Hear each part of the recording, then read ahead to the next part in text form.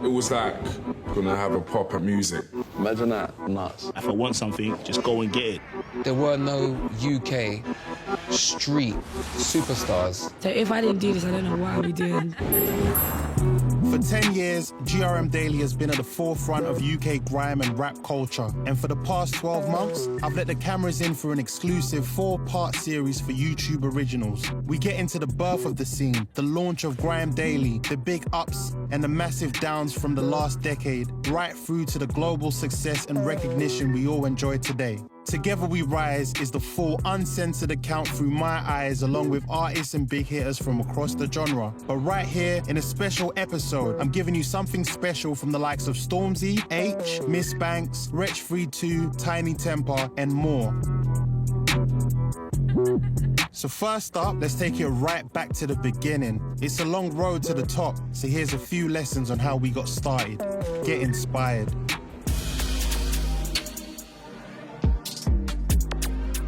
I grew up in a house where music was played 24/7. Like, you slept and you woke up and there was music playing. My whole life, I always wanted to just make things, whether it be origami. I was in with origami. You know what I'm saying? Like, I was that kid, I had the origami books. I used to want to make things all the time, make stuff. So when I got to, I don't know what year it was in school, on the keyboards in the music room, you could record like 3 or 4 tracks. So you can record a little drum pattern, a little thing. Like, when I realized I could do it, when I thought, oh my God, you can do it, it gassed me. And then from there, my dad built me a PC, put it in the front room of my house because he didn't want me to obviously have the internet or have access to a computer. I was a little kid. Put it in the front room of my house, and I don't know how or where, but we got Fruity Loops put on there, and that was it. From there, it was gone. Before I'd done music, I was working in retail, and in school, I don't know, I was a bit better with like the physical and practical stuff. I didn't really enjoy sitting in lessons and like taking information in. I always loved music, grew up in a really music-orientated family. But yeah, when I was 18, I lost my job, and my friend was like, you need to get in the studio, you're getting old, even though I was only 18, yeah. So that's why I started taking it seriously. Sounds corny, but the school of grime basically taught me. Pressing up records, going to record shops, making money that way. So I followed that trend, and it just kept evolving with the times. Like, whatever was what I needed to do, I just wouldn't wait for no one. I think me being African as well, like my parents are very kind of, just kept me on a humble level. I always knew that I had to work for things. I'm not going to be able to just sit down and it's going to get given to me. So I think all of that just rolled into one, just giving me that drive and that work ethic that if I want something, just go and get it. We was just giving out mixtapes really that time, like giving out CDs, just putting music on MySpace and that, YouTube videos, but YouTube videos weren't really popping then, you know what I mean? It was mainly like family that inspired me to make music. So my dad was producing a lot, and the times that I did get to see him, I would listen to these beats and whatnot and think, oh, like I want to be like him. There's always a Superman. And then my mum used to sing a lot as well, so it was just the perfect combination. And when my mum used to take me to church, I used to want to join the choir. And when the church clock that I can sing and my school clock that I can sing, I was like, yeah, I can sing. The pivotal moment for me came when I was doing my apprenticeship. I was in Leamington Spa with like 17 other apprentices. I was the only black kid, the only person from London as well. I was with kids from Yorkshire, Newcastle, Scotland, like all over. So that was like a proper learning curve for me in terms of like coming out of the ends and like knowing about just like life and society. Got moved to the Crawley head office to like be an engineer there and like work in the office, and then it became quite tedious for me. It wasn't stimulating, and I'm someone I get quite distracted when I'm not stimulated, so my passion for music was just growing. It was like I just need to do something, and then one day I just quit. There wasn't like an opportunity, like it wasn't like there was like a record deal, or like it was like, nah man, just quitting and gonna have a pop at music, which is fucking mental now that I think about it. Ownership, authenticity, and a bit of DIY. Don't let rest on your laurels. Just get out and do it. You know, labels are great if they get you, but if they're not, you can still make it happen. And there's alternative ways to work in this industry, and you just have to find your own route. Everyone's is going to be unique, and I'm not saying that that's going to work for everyone, but you should understand that there's options. Whatever gets you to the top, whether it's work ethic, raw talent, business knowledge, or plain luck, you're going to meet some barriers. And despite all the privileges living in the UK brings, one common theme I noticed is that it was hard to get the respect you deserved as a UK artist. The British talent was out there, but it needed to be heard.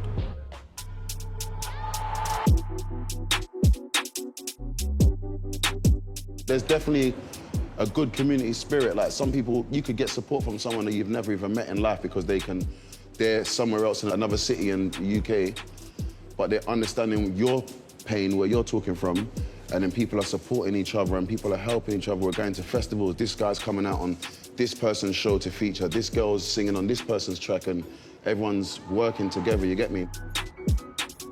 Literally, growing up, everything on your TV was from America. We watched Kenan and Kel, we watched Sabrina the Teenage Witch, we watched all the cartoons, Doug, Rocko's Modern Life, all these things, Power Rangers. Like, everything was just America. And you didn't think this is America. You just, because you're a kid, I always say this now, and I've got a child now, I know this as well. As a child, you don't question stuff. You didn't think, you just watched it and took it in and like, oh, this is sick. You know what I'm saying? So growing up, we never thought, oh, there's no UK stars, like there's no young UK male or female, like, teen star that I can want to be like or want to ever meet, or, you know what I'm saying? You didn't even think it. You just lived and you just thought, okay, I know that Biggie and Tupac, and I know that, you know what I mean, 50 Cent, I know, I mean, you just, that's all you knew. You didn't think why. Around that time, people were hearing the likes of 50 Cents and the Brandies and the Monicas, and all of the American R&B and hip-hop was like a real big export on those channels outside of, like, I guess probably like UK pop music and dance music, house music, yeah. So I think when I first started seeing those kind of videos, I was like, rah, he kind of looks like me, but he's like living some way better life, got a different accent, he's got this, we can't be these people because we're not the same. But then when I started to see So Solid, when I started to see the DJ Lux, the MC Neats, Oxide and Neutrino, which then I guess slowly started evolving into more of like a grime thing, pirate radio sets and all that. But yeah, I think at that stage, that's when I was like, rah, these people look like me, they sound like me, they're shouting out ends that I know and that I've been to, places that I've been to. This is sick, like, maybe I can even do this.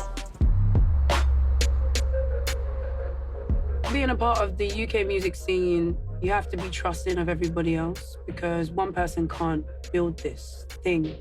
One person can't, you know, fly the plane. Like, one person can't do this by themselves. And so you have to be trusting that people you've never met before from different sides of London and outside of London and UK or wherever, anyone that's really celebrating UK music is going to do it properly.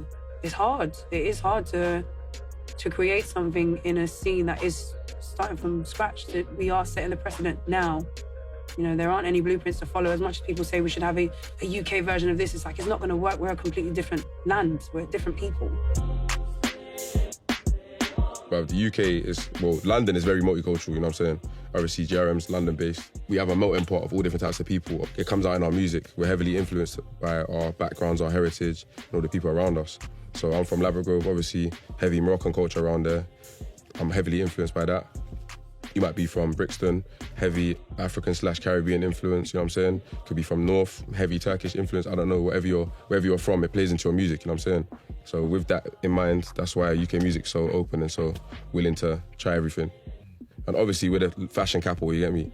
So I don't have to say the man's name's drippy, because the man, you see what it is like. If you look at even streaming numbers, and this doesn't just apply for the UK, this applies for France or even places in America, people are now listening to music that kind of sounds like them, or that, you know, is more local to them. So the UK is drawn to UK rap now in a way that it's never seen before. Regionally, we've never, and I'll hold my hands up if I'm wrong here, but we have never had so many regional rappers at such a high level, whether it's H, Bugsy Malone, we've got Millions, Mist, Miss La Familia's there now, Lady Leisha, obviously. The UK scene is mad, innit? It's at a mad point, obviously, because I'm not as old as a lot of people. It's always been popping in my eyes, in a way, you know what I'm saying? But right now, it's mad. I'm seeing all these Instagram posts with certain man collaborating with certain other man, like Americans and all that, and it's just all, everything's coming together, everything that everyone was saying maybe last year or the year before, like, oh yeah, this needs to happen, this needs to, it's just slowly happening, you get me? It just takes time. Proof that cream rises to the top. It might not have been an easy ride, but UK artists are finally getting global recognition. Whatever their struggle, whatever their success, doing this documentary series has shown me that although we're all standing together as UK talent, no two stories are the same. And it was us all doing something different and contributing all towards the same goal that finally gave us the recognition we were chasing.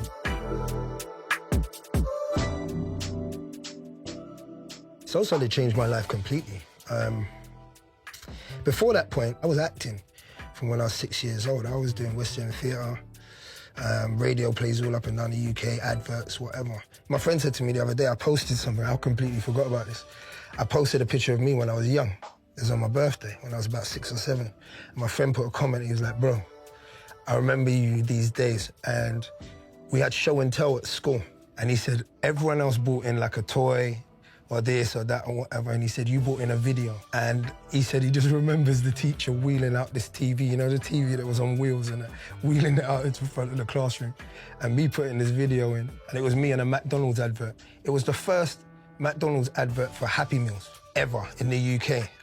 And I was in that advert dressed up as a hippie, and the toy was garden seeds and little tools and stuff to plant seeds or whatever. If you notice, like throughout my career, especially on TV, I've always moved on. I don't want to do serial TV. I've never wanted to do a series more than once because I wanted people to call me Ashley. Majority of the kids just want me to be Top Boy, to be Dushane, do you know what I mean? I feel like I'm Adam Woodjack, Ian Bill, because that's all I get now. You know, if you see Ian Bill at EastEnders, that's Ian Bill. Do you know what I mean? And now I'm getting called Dushane. But it is what it is, man.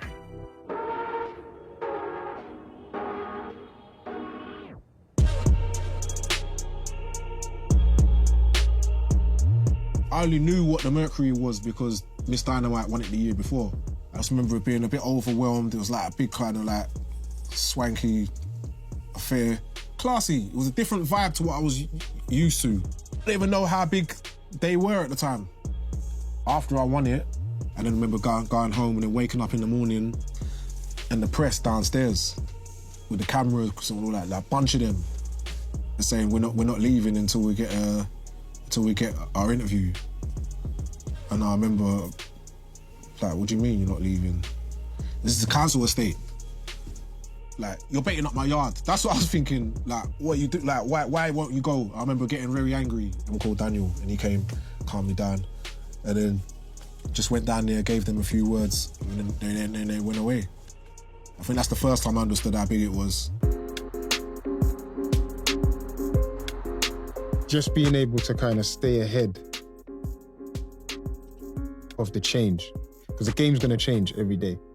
Like, the game's always going to change. Like, Michael Jackson's going to have it different from Justin Bieber. Like, Rich is going to have it different from Rodney P. Do you get what I mean? Like, the game's naturally going to change. And I think more than survival of the talent, it's probably survival of the genius. And it's just who knows how to always stay ahead and who anticipates what the switch is going to be and how do you work around it and why do you have to exist and why do people still have to come to you? Like, these things are key. And I think the clever and the talented ones are the ones that figure these things out and remain. That's why you have GRM Daily 10 years later. I got the feeling that the people at the top were panicking and the people coming from the street just saw opportunity. That's what it felt like to me at that time. And I'm supposed to be able to, like, make music. You know, it was easier than ever to make music. It was easier than ever to make videos. Then you've got this situation where, okay, you can make your work and people can hear it pretty broadly. And if you're doing something interesting, they can access it. And if you're doing something that doesn't fit, they can access it. I remember meeting Stormzy very early. I was at the World Music Awards in Monaco. I had no idea what you could do with this kid because like he's like a 7-foot kid, freestyling. Like there was nothing, I couldn't tell you what to do with him. I just knew it was good. I played it to a bunch of people, like just excited, like, have you seen this, basically? Do you know what I mean? And then I met with him a couple of times. I've never seen anything like him and I couldn't quite place what it was. I just knew it was special, but I couldn't quite place what it was. And clearly he was special. He's the guy. When I was on the Glasgow stage, I felt like I was representing us. I felt like I was representing the culture. That's all I can do. I felt like I was putting myself at a disadvantage if I went out there as one man, like as in, oh, I'm Stormzy and yeah, like it's me, like one man up. No. I was like, that's great, yeah, man can do that, but it will be a lot more powerful if I do it with the spirit of like my brothers and my sisters and every single person who's kind of made it possible for me to be here today. To see young kids basically in their first year of fame having the finances to be able to change their situation of where they live and some people around them and make some of their friends tour managers, engineers, DJs. That's amazing. To see how everything's flourishing now, like it's a beautiful thing to watch. It's a blessing to see black talent shining through. And personally, an even bigger blessing is that I got to be a part of that. Along with SBTV's Jamal Edwards and Link Up TV's Rashik Asari, we've helped push a generation of artists into the spotlight. And while some people might just see us as rivals, I'm happy to say it's 100% love between us. Most of the time. But I'll be real, sorry guys, I'm not gonna share that one. I've had the best presenters. No, Harry Panero, yeah, cool. Check my CV. But when we're talking about Bafishas, exactly. Bafishas, come on, bro. Everything needs a home, you know what I'm saying? And I feel like we were able to come together even though it was separately and create a home for like artists. It was like there were so many great things that needed to blossom, but there wasn't like a specific home for it. And I think it's been the right types of people behind all these platforms. I like to see these people as peers, comrades. I'll even go as far as to say my brothers. These people have helped change my life because of their work ethic and because of their dedication and because of their passion. You know what I'm trying to say? When I've been down, they've been high. That's made me want to climb higher. They'll come out and tweet, this Link Up has had 100 billion views this week. Better than all our competitors. Oh my God. I was like, yo. Really straight. I was like, I used to have to call and say, yo, Rash, chill. I need to pay my mortgage this month, you know what I'm saying? He was, yo. On it. For me personally, in the next 10 years, I just kind of want to see everyone growing personally as the people that they are, but also opening other doors for other people to come in as well and take our journey further than we've already taken it. Well, one time, I ain't gonna say his name, but he's quite renowned, and I sent him on a shoot, and he filmed, he went to the shoot, and he left his memory card, yeah? And he pretended to film the whole shoot. I done the same thing. And then, I've been there. And then I'm not experienced. I called him and I said, yo, how'd it go? He said, yeah, well, I left the camera. I left the memory card. So I said, so what did you do? Did you go back and get it? He said, no, I just pretended. I was like, man. So then I had to explain to the customers and that. And then, that is a finesse. Yeah. But it was like, I've not. Yeah. But coming from where we were coming from, even though that was proper mad, no one else thought it was mad then. Like he thought that was okay. Like, he was like, you know what I'm saying? I'm happy to say that the setup's a bit more professional these days, but the story goes way deeper than that. Together We Rise covers the birth of GRM Daily from starting up to being shut down, from the rebirth to the ascent, right to being #1, as told by my peers and friends. Stormzy, Miss Banks, JME, Crepton Conan, AJ Tracy, and all those hard-working individuals that make this all happen. Check it out.